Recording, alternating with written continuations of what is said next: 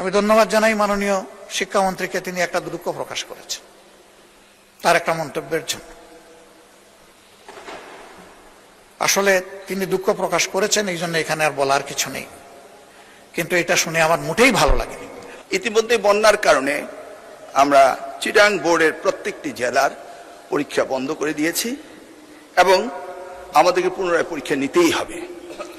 এই ক্ষেত্রে আমরা ভেবেচিন্তে দেখেছি যে চিটাগাং বোর্ডের পরীক্ষা আরেকটি প্রশ্নপত্রের সেটে যখন আমরা নিতে যাব, ফিজিক্স সেকেন্ড পেপার, যুক্তিবিদ্যা এবং হিসাব বিজ্ঞান, সেই সময়ে আমরা এই পরীক্ষাটি পুনরায় নেওয়ার ব্যবস্থা করতে পারবো ইনশাআল্লাহ।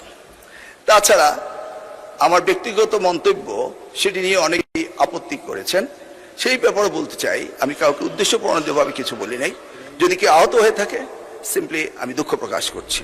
জুলাইয়ের এই 14 তারিখটা বড় সেন্সিটিভ তারিখ। এই তারিখেই আগুন লেগেছিল।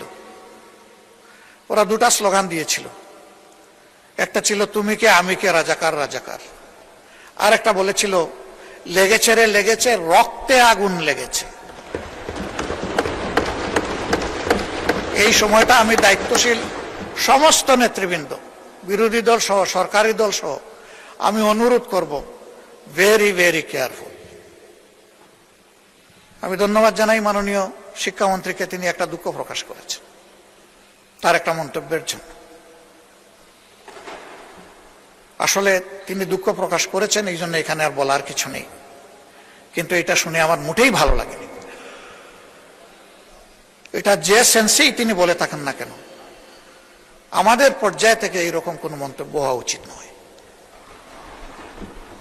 এটা আমাদের অনেক কেয়ারফুল হওয়া উচিত, দায়িত্বশীলতার জায়গা থেকে। মাননীয় স্পিকার, শেষমেশ আমি অনুরোধ করব, জুলাই এসেছিল একটা পরিবর্তনের জন্য, একটা নিউ ডাইমেনশন নেশন বিল্ড আপের জন্য। এর জন্যেই কনসেনসাস পরিষদে দীর্ঘ আলোচনা করে কিছু রিকমেন্ডেশন তৈরি করা হয়েছিল। এই জন্যই একটা গণভোট অনুষ্ঠিত হয়েছিল। সেই গণভোটে জনগণ হায়ের পক্ষে, সংস্কারের পক্ষে রায় দিয়েছিল।